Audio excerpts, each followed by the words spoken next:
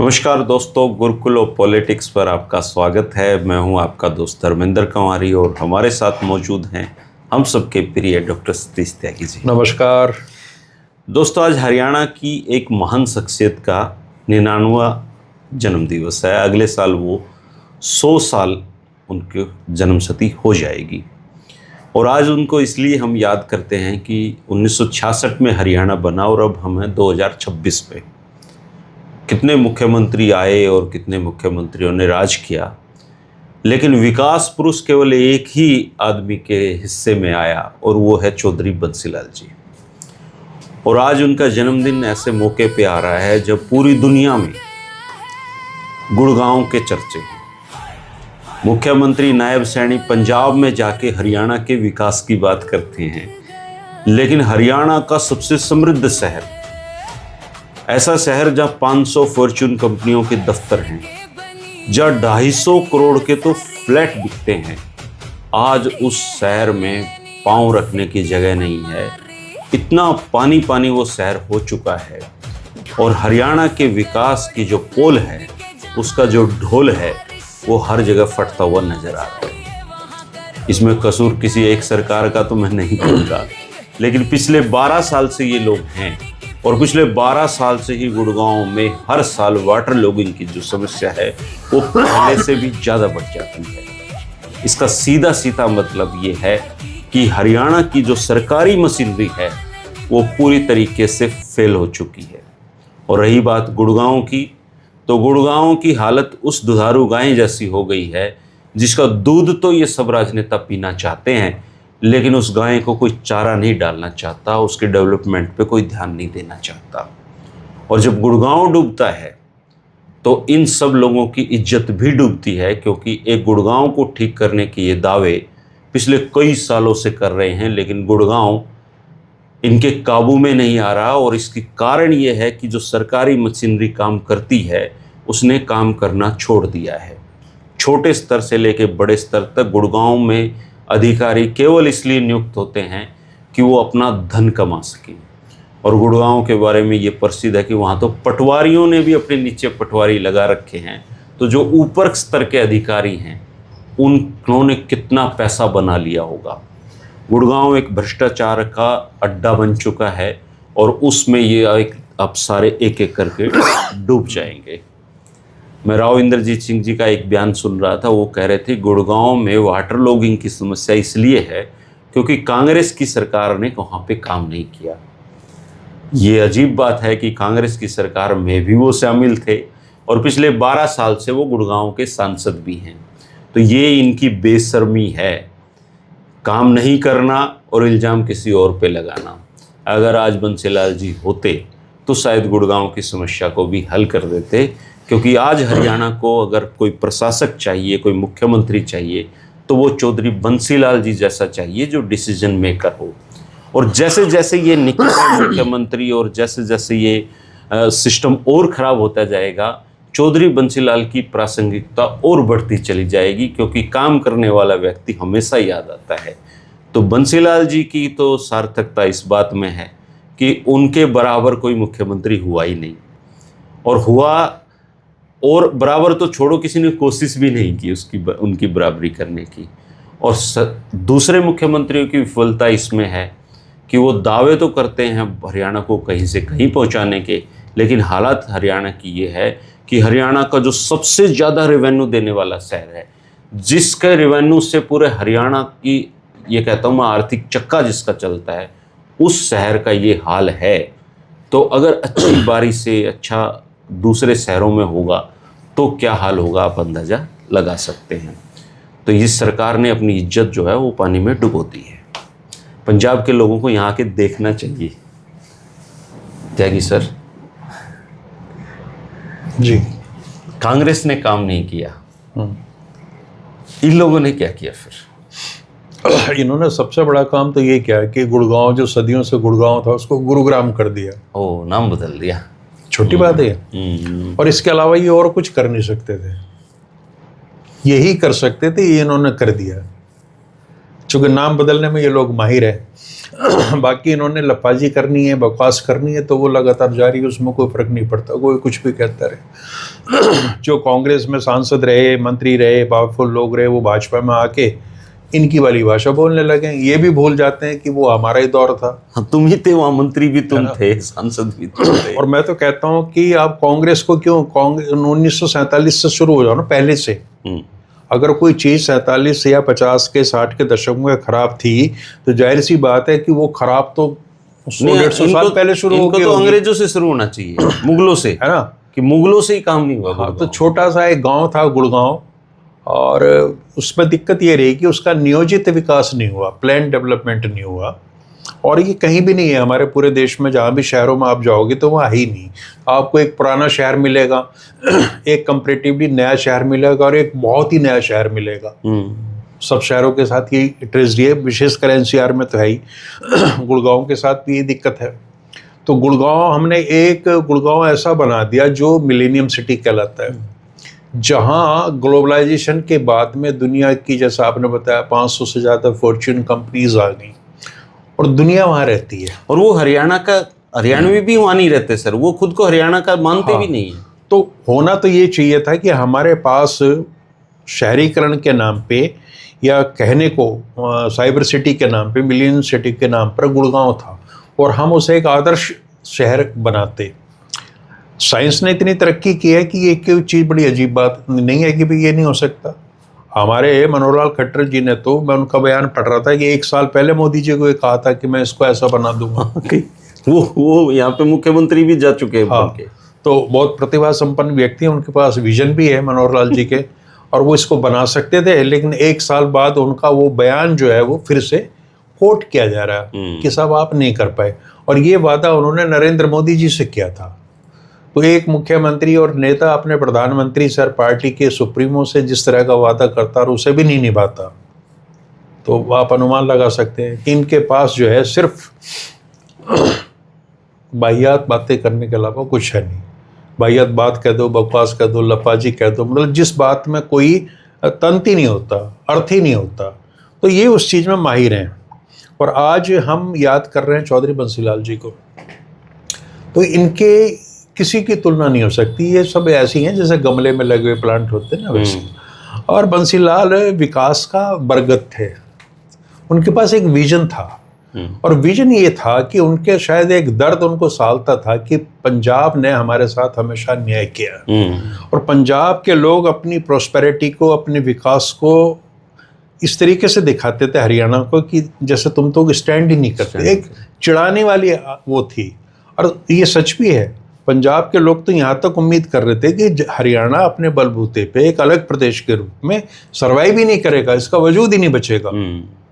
लेकिन कुदरत की ऐसी हुई व्यवस्था कि चौधरी बंसीलाल मिल गए उसको, और उन्हें विकास का जुनून था।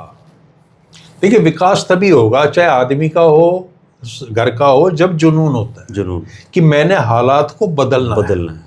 और ये जो लोगों ने हमारे सामने चुनौतियां रखी हैं कि हरियाणा बर्बाद हो जाएगा, हरियाणा आगे नहीं जाएगा, इन सारी धारणाओं को ध्वस्त करना है। तो उनके दिमाग में ऑब्सेशन फॉर डेवलपमेंट, विकास की एक ऐसी चीज आ गई। और उस समय जब वो ये सब कर रहे थे, उन्हें नहीं पता था कि इतिहास उन्हें विकास पुरुष के नाम से याद रखेगा। छोटी छोटी चीजें आती रही, दिक्कत वो तो बस अपना सिर जो है काम कर रहे थे। एक डेडलाइन का उनकी जिंदगी में बड़ा महत्व था कि ये काम इस तारीख तक हो जाना चाहिए। अफसरों को बुलाते थे, ये कहते, उनसे पूछते थे कितना समय लगेगा। ठीक है, जितना उन्होंने समय मांगा उससे थोड़ा एक्स्ट्रा दिया, उसके बाद में कहीं चूक नहीं हो सकती। और फिर नाप देते थे उनको, फिर नाप देते थे।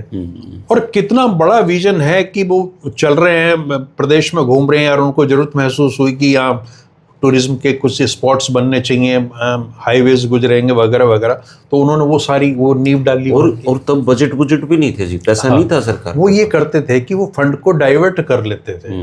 उनको तो केंद्र सरकार ने भी कई ऐसे मुद्दे आए, जैसे आपका ये लिफ्ट इरिगेशन वाला प्रोजेक्ट था, LIC से उधार पैसे ले आए थे जी। जिसको लिफ्ट इरिगेशन वाले प्रोजेक्ट पे केंद्र सरकार ने कतई हाथ खड़े कर दिए थे कि जी हम नहीं कर सकते कुछ भी। तो वो निराश नहीं हुए, उन्होंने अपने अफसरों को बुलाया और खोल के बैठ गए कि भाई ये बताओ ये कैसे होगा, लगाओ दिमाग। 15 दिन का टाइम है तुम्हारे पास में, बताओ मेरे को। तो उन्होंने कहा कि जी हो जाएगा, हो जाएगा। आज भी चल रही लिफ्ट इरिगेशन। तो वो केंद्र के मंत्री को जब इंदिरा जी को उन्होंने इनवाइट किया, तो जो मंत्री थे उनको बड़ा ताज्जुब हुआ, ये क्या कर रहे हो? बोले सब कुछ हो चुका फाइनल, अब तो शुरुआत होने वाली बस। तो अब इससे क्या अंदाज लगता है कि वो आदमी ऐसे थे जो चुनौतियों को स्वीकार करते थे, और उनके पास जो डेडिकेशन था वो देखने लायक था। और एक ही सूत्री कार्यक्रम था कि मुझे हरियाणा को टॉप पर ले जाना, और ये टॉप पर ले गए 1970 के 71 में, जब सब पूरे संपूर्ण हरियाणा में बिजलीकरण हो गया, सड़कें मेटेलिक रोड बन गई, मंडियां बननी शुरू हो गई, मतलब सब नए एक सिरे से चीज़ें शुरू की थी। और हर क्षेत्र में उन्होंने ये दिखा दिया कि काम ऐसे हो सकता है। और उसी के बारे में हमने पहले भी चर्चा की है कि ऐसे में लोग ये कहते थे जी एक बंसीलाल हमें भी दे दो चीफ मिनिस्टर के तौर पर, और इंदिरा गांधी कहती थी भी बंसीलाल एक किया तो कहाँ काम। तो अब ये जैसे अभी खट्टर साहब थे, अब ये नायब सैनी जी हैं, रोज सिख बन जाते हैं, ये मतलब इनके पास पैसा भी है, मशीनरी भी है, पर ये काम क्यों नहीं कर रहे? वही तो मैं कह रहा हूँ कि बंसीलाल जी का दौर जो है विकास का, जब बिल्कुल नए डायमेंशन बन रहे थे, वो आर्थिक संसाधनों की कमी का दौर था, जब था कुछ नहीं, लेकिन उन्होंने तब ये सारी चीज़ें खड़ी की।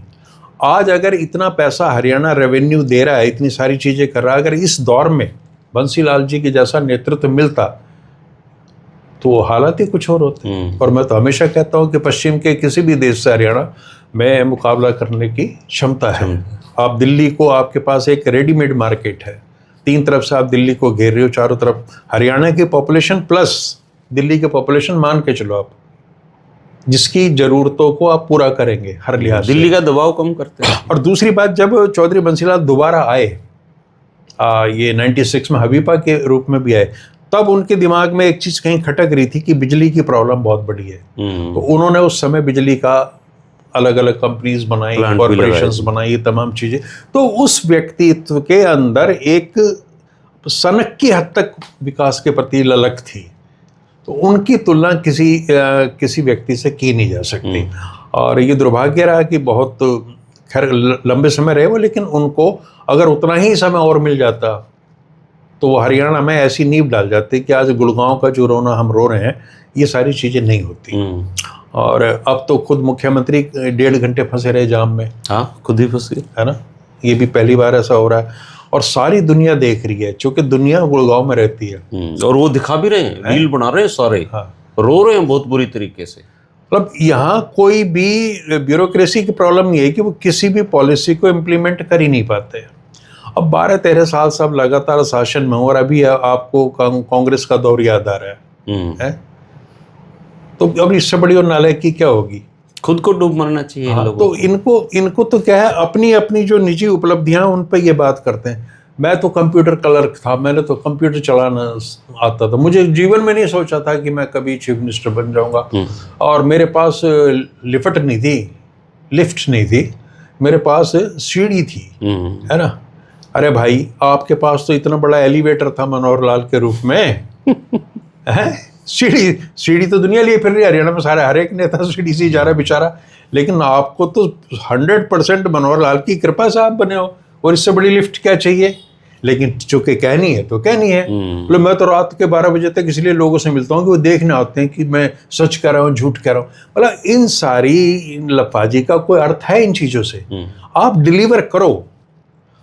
मनोहर लाल जी जब शुरू में आए थे, वो कहते हैं कि बंसीलाल बिजली और सड़कों के लिए जाने के, भजन लाल एक चीज़ बताई उन्होंने, पता नहीं गैस के लिए जाने के, और मैं सीवरेज प्रणाली के लिए जाना चाहूँगा। अब सीवरेज का क्या हाल है सारा हरियाणा जानता है। देख लो गुड़गांव में। और हालत ये होगी कि नायब सिंह की तो बेचारों की हिम्मत ही नहीं होती है, वो यही नहीं कह पाते वहाँ के किस लिए जाना चाहूँगा। एक अधिकारी का अगर तबादला होता है ना, रोहतक भेज दिया था, दोबारा लगाना पड़ा जी वहाँ पे। अच्छा, है क्या? गुड़गांव जो है वो इतना मतलब प्रसिद्ध शहर है और कुख्यात है, पैसा बहुत है जी, पैसा इतना है कि गुड़गांव में पोस्टिंग लेने के लिए जो मारामारी मैंने पिछले 20-25 साल में देखी है, मतलब हर एक अधिकारी की चॉइस है कि एक बार वो गुड़गांव लगा दो। हाँ, जैसे कहते हैं ना, जीवन में एक बार गंगा सागर की यात्रा। राव नरवीर सिंह जी कहते हैं, वो जनसभाओं में कह चुके हैं कि गुड़गांव में ऐसा क्या रखा है भाई जी, एक बार गुड़गांव लगा दो। गुड़गांव तो टकसाल है, जैसे नासिक की टकसाल है ऐसी गुड़गांव टकसाल है हरियाणा की, और वहाँ तो माल ही माल है चारों तरफ। और अगर वहाँ रहकर भी कोई अधिकारी बेचारा गरीब रहता है तो उसका इससे बड़ा दुर्भाग्य नहीं हो सकता। तो गुड़गांव तो चारों तरफ वहाँ गुड़ ही गुड़ है हैं, और मक्खियाँ जाती हैं, वो मक्खियाँ हाथी बन के निकलती हैं वहाँ से, कोई भी आ जाए। छोटी छोटी चीज़ें, और तमाम पॉलिटिकल क्लास हरियाणा का गुड़गांव में है।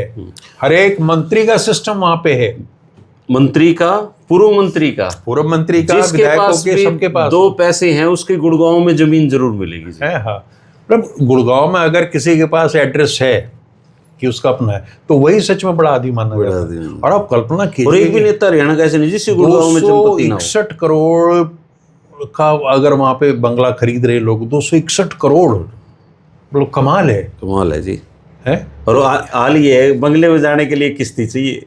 हाँ, मतलब तो एक तरफ समृद्धि प्रॉस्पेरिटी भरी पड़ी है, मतलब, और वो सब अवैध धन है, अकूत धन है।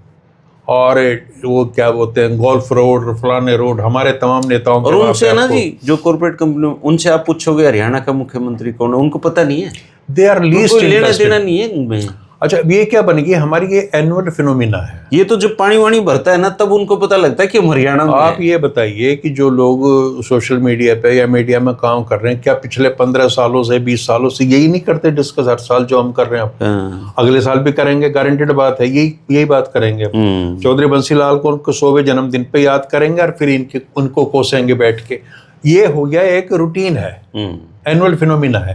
तो हम इसको सेलिब्रेट करते हैं, जैसे साल में एक बार तीज आ गई, रक्षाबंधन आ गया, जन्माष्टमी आ गई, ऐसे ये हो गए। तो बच्चे जो हैं वो उसके जो अंडरपास है उनके नीचे पानी में खेल रहे हैं, कूद रहे हैं और इंजॉय कर रहे हैं। हो सकता है कि वो 8-10 महीने इसकी इंतजार करते हों कि कब ऐसा माहौल बने।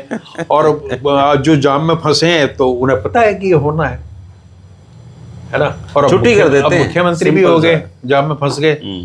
तो अब क्यों है? क्योंकि हम लोगों के पास, हमने सुविधा को जाना ही नहीं जीवन में। हम इतने दुखी लोग रहे हैं, इतने अभावग्रस्त लोग रहे हैं कि हमें इसी में मजा आता है। अगर कहीं गंदगी है, नाले साफ नहीं हो रहे हैं और दुनिया भर की चीजें हो रही हैं, आग लग रही हैं, बाढ़ आ रही हैं, प्राकृतिक आपदाएं हो रही हैं, हम इससे बड़े खुश होते हैं कि भाई हम सही जगह पे पैदा हो रहे हैं। और हमारा नेतृत्व ये जानता है कि इनको मजा आ रहा है, तो तुम इसमें से अपने मजे लो। और वो खरबों का विकास के मतलब टैक्स आप जो हो रहे हैं, और वो कहाँ जा रहा है कुछ नहीं पता किसी को। और आप गुड़गांव छोड़ो, और भी सब जगह यही हाल है। सर बारिश से रोहतक हो जाए, यहाँ क्या होगा? करप्शन का तो बुरा हाल है, लेकिन गुड़गांव का तो सर कम से कम जहाँ से सर्वाधिक मतलब जो चेहरा है हरियाणा का, उसको तो बचा लो कम से कम। तुम पंजाब में तो वोट जब मांगोगे ना, जो हरियाणा के चेहरे को बचाओगे, नहीं हो रहा भाई। इतने अमीर आदमियों की रक्षा नहीं कर पा रहे, तो तुम ये भिवानी हिसार वालों की क्या रक्षा करोगे? ना कुछ नहीं होगा इनसे। और गुड़गांव तो एक शोकेस था। हाँ, शोकेस में पानी भरा है, शोकेस था। तो जो गोदाम है इनका, उसका तो बेचारे का बुरा ही हाल है। बिल्कुल बिल्कुल। और आईटी का इतना बड़ा हब बना गुड़गांव, और इन्होंने कहीं का नहीं छोड़ा। अरे ये तो भगवंत मान में दम नहीं है जी, उसको दौरा करना चाहिए गुड़गांव का। भाई ये अगर पॉलिटिक्स ही करनी है तो गुड़गांव आए, वो दिखाए लोगों को, भाई ये पंजाब को ठीक करने की बात करें, इनके गुड़गांव वहाँ भी हालात ऐसे ही हैं धर्मेंद्र जी। कल मैं एक रिपोर्ट देख रहा था, लुधियाना जिसे मैनचेस्टर बोलते थे ईस्ट का, वहाँ पे कोई नाला है, बुढ़ा नाला बोलते हैं। वहाँ मतलब उस नाले में जहर ही जहर है, और आप लुधियाना में रह नहीं सकते। सबसे अमीर शहर है, सबसे ज़्यादा रेवेन्यू देता है, लेकिन लुधियाना रहने लायक नहीं रहा। तो सब जगह यही हालात है। और लाखों करोड़ के प्रोजेक्ट होते हैं, गंगा साफ करेंगे, यमुना साफ करेंगे, नालों का पानी नदियों में नहीं गिरने देंगे, लोग मार कहीं कुछ नहीं होता, खा जाते हैं पैसा। आप छोटी छोटी आप शहर की जो ठीक ठाक सी कॉलोनी है, वहाँ पे आप पीने का पानी उपलब्ध नहीं करा सकते। हर साल वही प्रॉब्लम है। 50 साल तो मुझे हो गए देखते देखते, वही प्रॉब्लम है। तो मुझे ध्यान आ रहा है कि यहाँ राजेश कोल्लर डिप्टी कमिश्नर थे, और अब तो चीफ सेक्रेटरी हो गए, रिटायर भी होने वाले हैं, शायद ही हो गए हों। तो उन्हें एक कार्यक्रम में पत्रकारों ने इनवाइट किया, और पत्रकार शुरू हो गए, ये समस्याएं जी, वो समस्याएं, वो समस्याएं। तो बड़े गहरे ऑफिसर हैं वो, उस समय भी बड़े गहरे थे। बहुत स्माइल के साथ बात तो उन्होंने करते कहा हैं। भैया कि ये जो आप बता रहे हो ना, जो खबरें आप छापते हो, भिवानी और उसके बाद खबर रोहतक और सोनीपत, इसके कुछ सब एक ही शहर लिख दो आप, सबका एक ही मतलब बराबर है। है सब। हाँ, ये गंदगी, नाले पाले, ये वो सारी चीजें, ये सब इट्स ऑल, सबको फर्क नहीं पड़ता है ना। अब आपके नए नए एडिशन आ रहे हैं, रोहतक भास्कर, फलाना भास्कर, तो सब में लिख लो ये चीजें। लेकिन उन्होंने एक तरीके से मतलब क्या क्या कहा उन्होंने, मैसेज दे दिया अनुभव कि की ये बात कुछ है। नहीं है, ये चीज़ कुछ नहीं रखा है इनमें। तो हमारे यहाँ एक सिस्टम है कि छोटी चीज़ों को भुलाने के लिए एक बहुत बड़ी चीज़ खड़ी कर दो, है ना। तो ऐसे ही ये 12-13 साल से भारतीय जनता पार्टी कर रही है। एक सपना दिखा दिया है जो प्रधानमंत्री दिखाते हैं, 75 साल पूरे होंगे 2022 में। जचती बात, 75 साल और 2000, तो 2022 में क्या हमारे पास पक्का घर नहीं होना चाहिए? होना चाहिए, है ना। क्या अब 2075 में हमारे पास, मतलब जब 2022 में ये नहीं होना चाहिए, इतने रोजगार नहीं होने चाहिए? बोलिए होने चाहिए। अब 2022 को उसको लेके 47 में, कि जब 47 पूरे 100 साल होंगे, ये देश के 47 आजादी तक रह गए ना जी। हाँ। तो लाल किले पे झंडा तो खैर मोदी जी पे रहेंगे, लेकिन जो देखने वाले वो लोग होंगे ना, वो आगे पीछे पत्ते बांध के देखेंगे। अब आप ये सोचिए, ये तन पे कपड़ा भी नहीं छोड़ेंगे लोग। अब आप ये कल्पना की कि 2047 का गुड़गांव कैसा होगा। अब सोच के देखो, चूंकि 25 साल में गारंटेड कह रहा हूं, कोई सुधार नहीं आना, हालात और खराब होने हैं। गुड़गांव की ऐसी की तैसी कर देंगे लोग, एक दूसरे को गाली देते रहेंगे, और 2047 का गुड़गांव शायद ऐसा गुड़गांव ना हो जो 1947 का था। हाँ, जो विकास का जो मॉडल है, हाँ, हर साल पानी भर रहा है, तो ये डूबते हुए कितना टाइम लगेगा जी इसको? हमारे यहाँ चक्कर क्या है कि हमारे यहाँ तो जो डिप्टी कमिश्नर्स और जो लोग हैं ना, वो उनको हालांकि अच्छी बात है कि अब तो इंजीनियर्स भी आने लगे उसमें, तो हमारा इंजीनियरिंग डिपार्टमेंट जो है ना, वो बहुत कमजोर है। हम प्लानिंग योजना से जुड़े हुए विशेषज्ञ हमारे पास हैं ही नहीं। आज भी लोग याद करते हैं कि यार 150 साल पहले अंग्रेजों ने वो पुल बनाया था, वहां कुछ नहीं हुआ।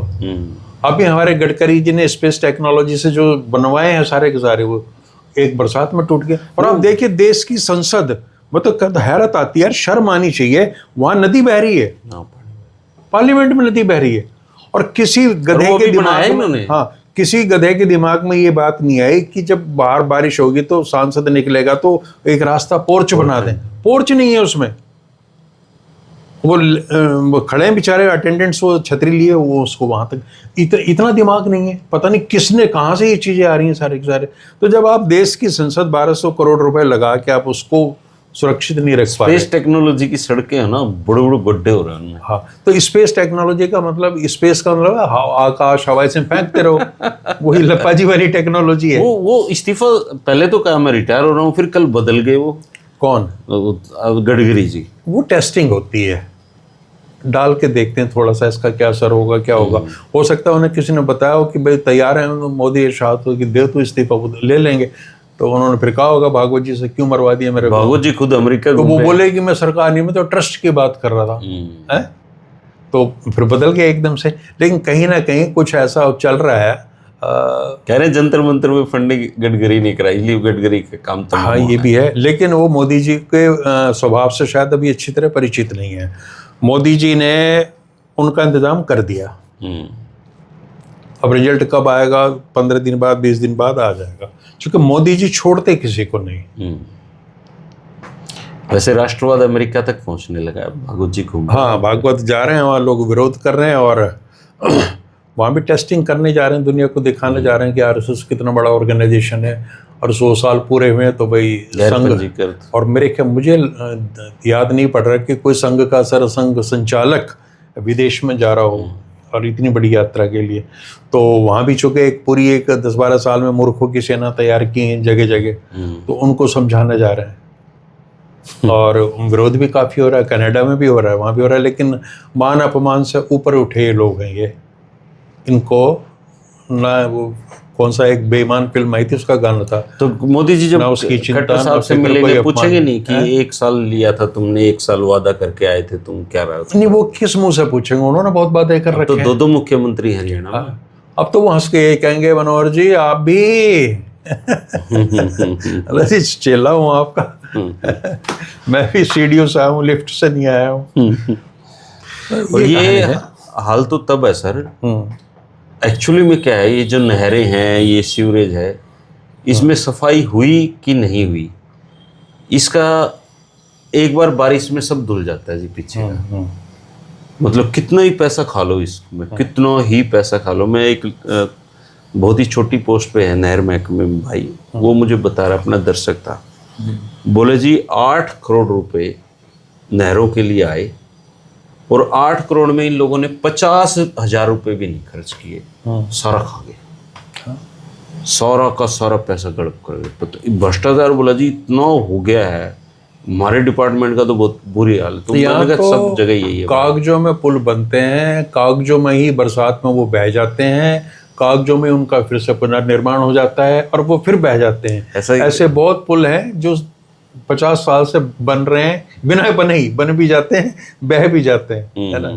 तो ऐसा एक वो चुटकुला भी सुनाते हैं कि एक अपना राजनेता की दोस्ती अमेरिका के राजनेता से हुई, तो उसने उसको बुलाया वहाँ पे, तो उसको बड़ा शानो शौकत थी, तो उसने कहा भाई ये कैसे हुआ, तो बोला ओनली 2%, भाई कमीशन खाया मैंने, 2% उसमें हो गया।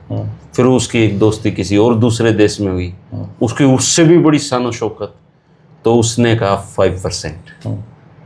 फिर वो ऐसे कई जगह गया, कई जगह दोस्त थे, फिर उन्होंने एक दिन सबको अपने यहाँ आमंत्रित किया और उन लोगों की आंखें ना फटी की फटी रह गई उस नेता को देखो, मतलब इतनी शानो शौकत तो वो भी नहीं सोच सकते थे। उन्होंने कहा भाई कैसे हुआ, तो उसने कहा वो जो पुल है वो देख रहे हो, बोले कहाँ है पुल, बोले 100%। है ना। और देखो कब 40-42 साल पहले राजीव गांधी ने कहा था कि 100 रुपए कहते हैं यहाँ से अगर चलते हैं तो गुड़गांव में- 15 पहुंचते हैं। गुड़गांव में अगर कोई 1 साल तहसीलदार रह जाए तो वो 100-200 करोड़ का आदमी हो जाता है। हाँ, तो 20-30-50 करोड़ के तो हमारे यहीं पर लोकल हो जाते हैं, छोटे छोटे जिलों में। मतलब हर स्तर पे इतना मतलब भारी करप्शन है। हाँ, तो नहीं, वो तो करप्शन वगैरह तो वे ऑफ लाइफ है हमारा। और इसके बारे में मैं नेता तो नहीं सोचते। मेरा तो जितने भी नेताओं से व्यक्तिगत नेताओं संबंध की तो मिला रिश्तेदारी है, आपस में जी, वो 2 चीजें तो हरियाणा का ऐसा कोई नेता नहीं है जिसके पास गुड़गांव में कोई संपत्ति ना हो। हर एक नेता सबने ने, खरीद रखी है। धर्मेंद्र जी, कुछ निष्कर्ष निकाल रखे हैं जो वो हमसे बताते हैं कि विकास पे कोई वोट नहीं देता, इसलिए बोल रहा हूं। हाँ, कोई और सोचे कि दूसरे विकास करप्शन कोई इशू नहीं है। इशू नहीं है। तो अगर हमारे नेतृत्व ने ये मान लिया है कि ये दोनों चीजें मीनिंगलेस हैं, तो आप कल्पना कर सकते हो क्या कुछ होगा। और वही हो रहा है।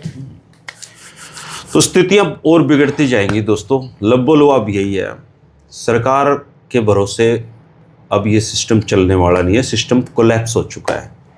और जब ये सिस्टम कोलैप्स और होता जाएगा तो ये लोग मुंह छिपाते घूमते रहेंगे। हम गुस्से में आके इनको बदल देंगे, लेकिन जो इनके बदले आएंगे वो इनके भी काका ताऊ होंगे, इनसे भी 2 चंदे आके होंगे। तो बंसीलाल जी तो आने से रहे, इन्हीं को झेलना है आप लोगों को। क्योंकि जब हम वोट कास्ट के ऊपर देते हैं, वोट क्षेत्र के ऊपर देते हैं, गंदे और निकम्मे भ्रष्ट लोगों को चुनते हैं, तो फिर यही डेवलपमेंट आपको देखने को मिलेगा। इसके लिए तैयार रहिए। आप इस बारे में क्या कहेंगे, जरूर हमारे साथ अपने विचार साझा करिए। शुक्रिया, नमस्कार। नमस्कार।